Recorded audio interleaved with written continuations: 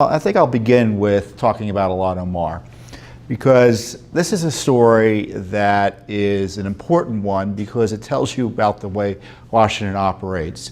The deep state, the swamp, whatever you want to call it, the liberal media establishment, they protect their own.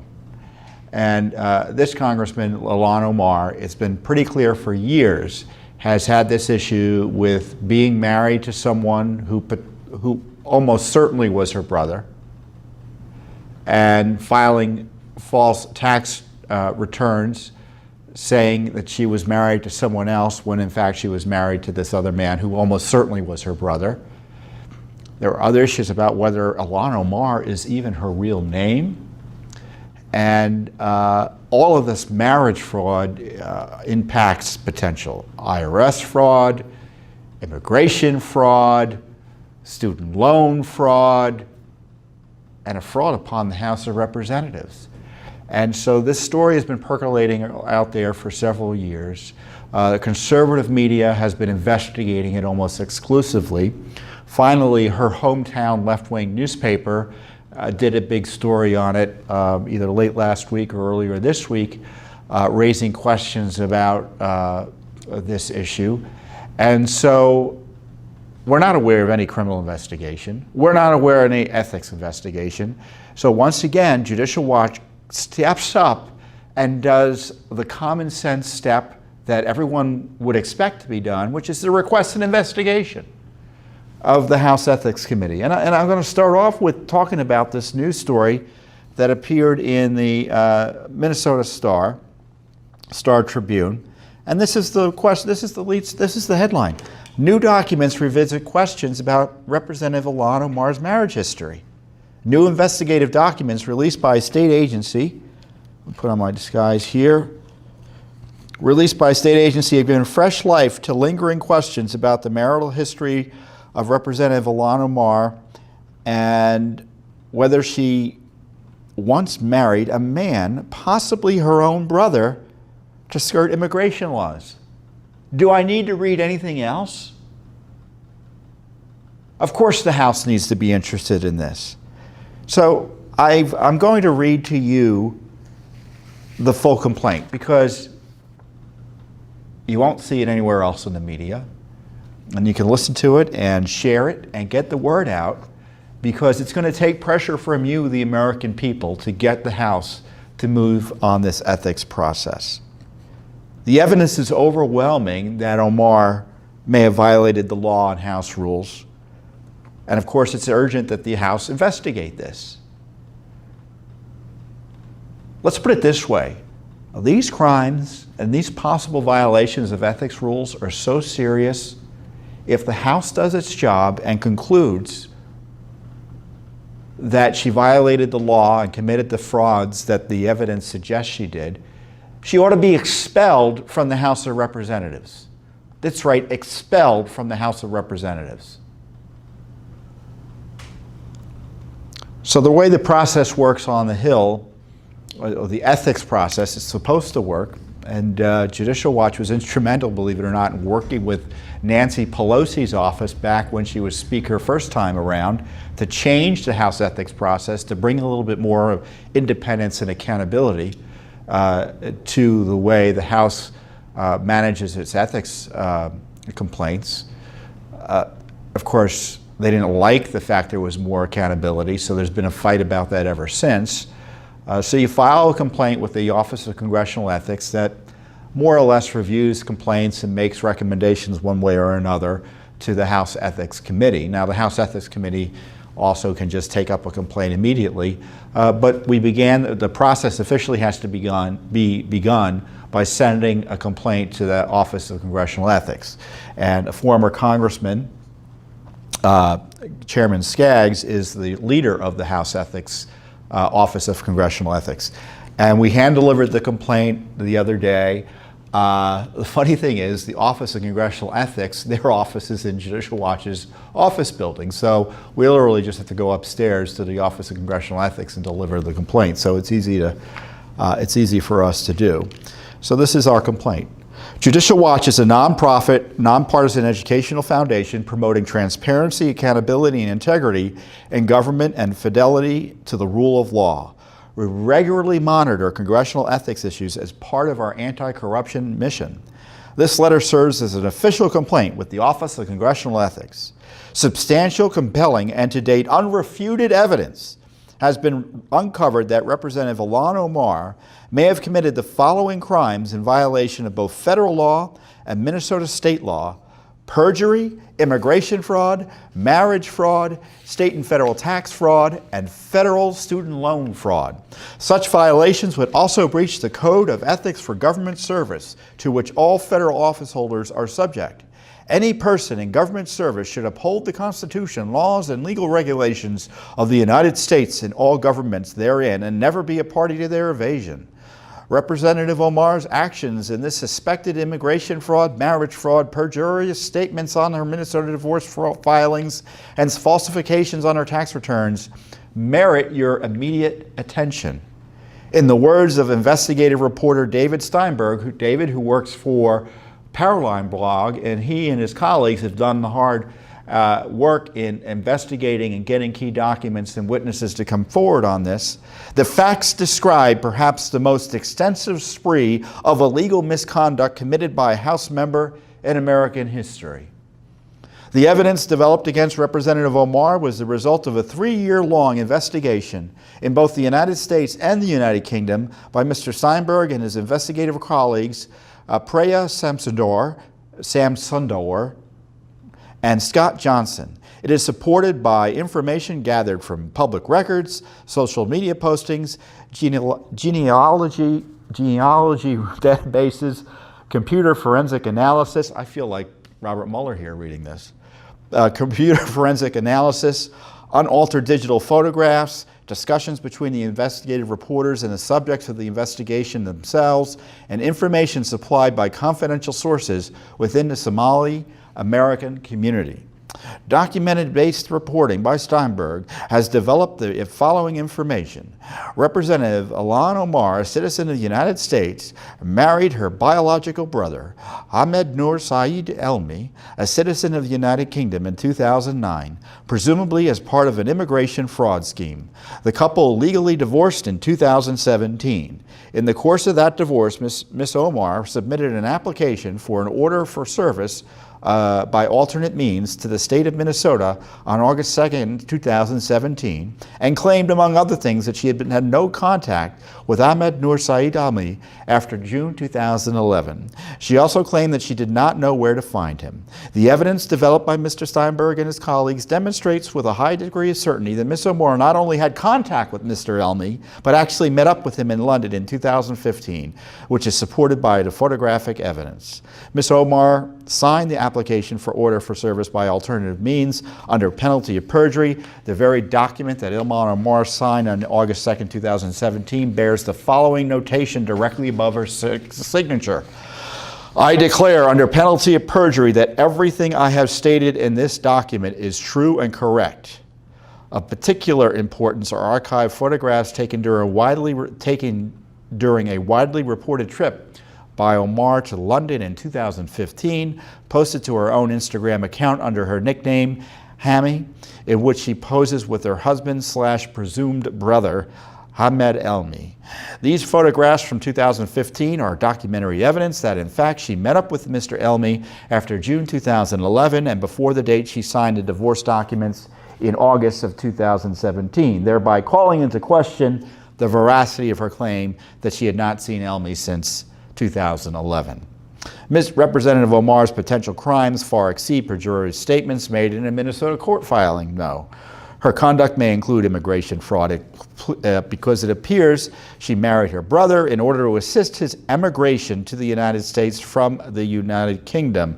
The same immigration fraud scheme may have aided Mr. Elmi in obtaining federally backed student loans for his attendance at North Dakota State University. Mr. Elmi and Representative Omar simultaneously attended North Dakota State University and may have derived illicit benefits predicated on the immigration fraud scheme. The State of Minnesota Campaign Finance and Public Disclosure Board has already determined that Representative Omar violated state campaign finance laws for improper use of campaign funds. She was forced to reimburse her campaign thousands of dollars. More significantly, the board discovered that the federal tax returns submitted by Representative Omar for 2014 and 2015 were filed as joint tax returns with a man who was not her husband. He was named Ahmed Hirsi, while she was actually married to Ahmed Elmi. Under federal law, any person who willfully makes and subscribes any return, statement, or other document which contains or is verified by a written declaration is made under the penalties of perjury, and which she does not believe to be true and correct to every material matter, shall be guilty of a felony, and conviction, and upon conviction thereof shall be fined not more than $100,000 or imprisoned not more than 3 years or both, together with the costs of prosecution. Representative Omar's federal tax returns must be examined to determine whether any additional falsifications were made. Mr. Steinberg and his colleagues have engaged in meticulous research and reporting. Over a period of years, they have demonstrated with a high degree of probability that Omar has violated House ethics rules, federal and state laws. We call upon the Office of Congressional Ethics to launch an investigation into Representative Omar's conduct immediately. And it's signed, Tom Fitton, that's me, President of Judicial Watch. This is serious. And the news is breaking, I think, as I go to report to you now that her current marriage to Hirsi is on the brink of dissolving, being either they're separating or getting divorced, but that's the report. I don't know if that's true or not, but the Daily Mail is reporting that right now. But what a scandal this is. And when her hometown newspaper, her liberal newspaper, she can ignore the Paroline blog, right? She can call them racist for even asking the questions, which is what she's done. But she can't ignore the establishment newspaper in her state. And this is the game she's playing with the establishment newspaper in her state. Sent a list of questions and a request to talk to her siblings and father. Omar declined to do so. Hirsi did not reply to multiple calls, texts, and emails. Social media posts indicate Elmi is in Africa. He did not respond to multiple emails. Omar's relatives could also clear the air, but they have remained silent about her marriage to Elmi. She declined to make her family available for the story. In 2016, her campaign provided the names of 6 siblings, but only their first names, citing their need for privacy. Elmi was not among them. In October 2018, Omar showed a Star Tribune reporter cell phone photos of family immigration papers, but would not share the actual documents. So she comes to the country. She gets married in her faith tradition, according to this report, in 2002 with Hirsi. They break up and divorce in their faith tradition, so they weren't really legally married. They were, I guess, married. I think they were married by a Christian minister, so I'm not quite sure what their faith tradition is. And in 2009, she marries Elmi. Now, why am I asking questions about whether her name is Omar or Elmi?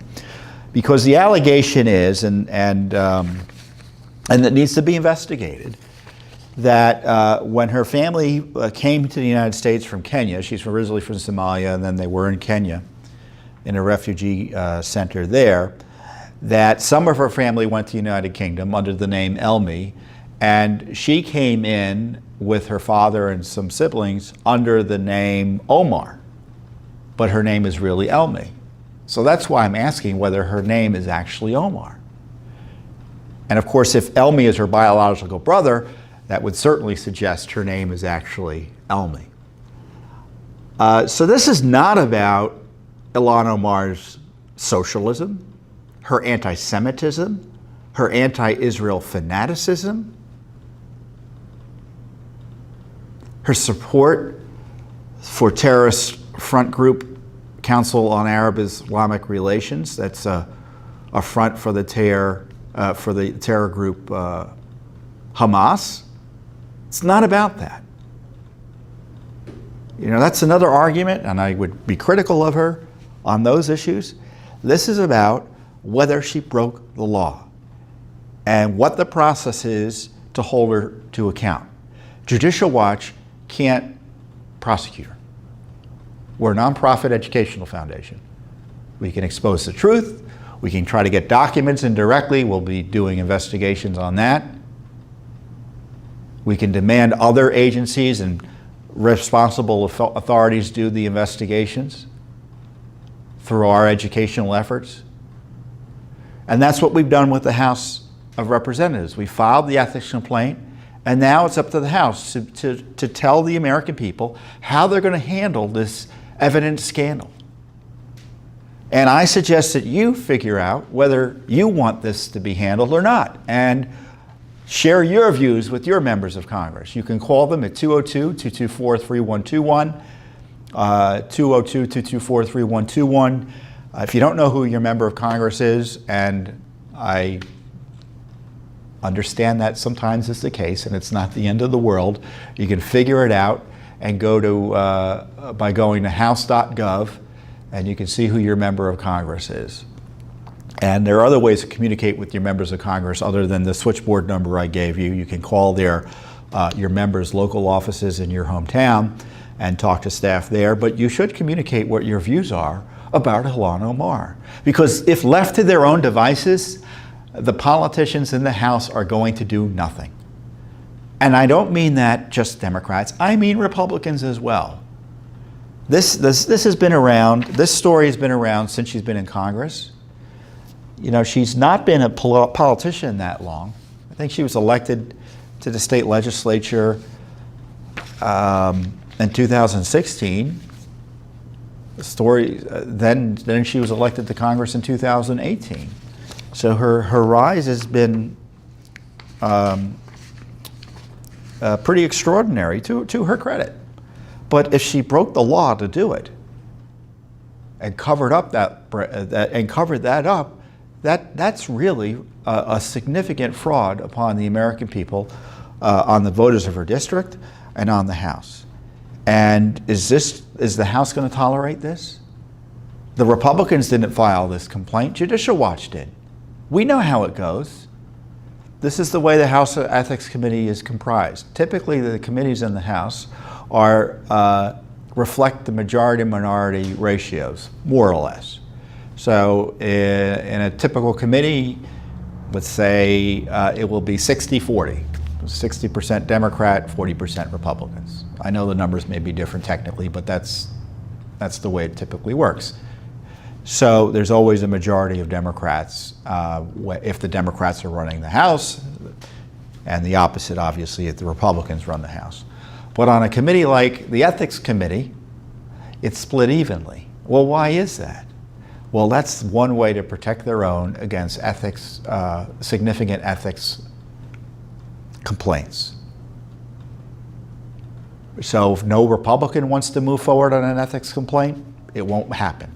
If no Democrat wants to move forward on an ethics complaint, it won't happen. And how is it we get that mutually assured destruction pact to be minimized so that something gets done here? You've got to let your members of Congress know. There needs to be a groundswell of Americans who call their members of Congress and say, we need something done on Ilhan Omar. You know, and if you don't think there should be something done, call them too. I'm not going to get in your way of doing that. But there's got to be pressure put on the Hill to do this. And I think it's just really, it's extraordinary that this woman is given such a platform on all these policy issues without a discussion of this basic scandal. That, as I say, if there is a House ethics process that works and they conclude this information is valid, that she did commit the frauds, that she's accused of doing, she should be expelled from Congress, in the least. There's certainly enough evidence for the Justice Department, the Department of Homeland Security, the Internal Revenue Service. Who knows? What else? With the Department of Education, do they investigate student loan fraud? I don't know. The House ethics process needs to work, and she needs to be investigated. And the criminal process needs to work, and she needs to be investigated. And maybe I'm sure there are state laws at issue here still, beyond the campaign finance issue that's already been adjudicated or handled. So it's once again Judicial Watch stepping into the breach, doing some basic work that Congress refuses to do, which is to get an ethics process, an ethics complaint going against Ilhan Omar over these widely and publicly available charges that have been unrefuted by her largely. And so now it's up to you to keep the ball rolling. So I encourage you to do that.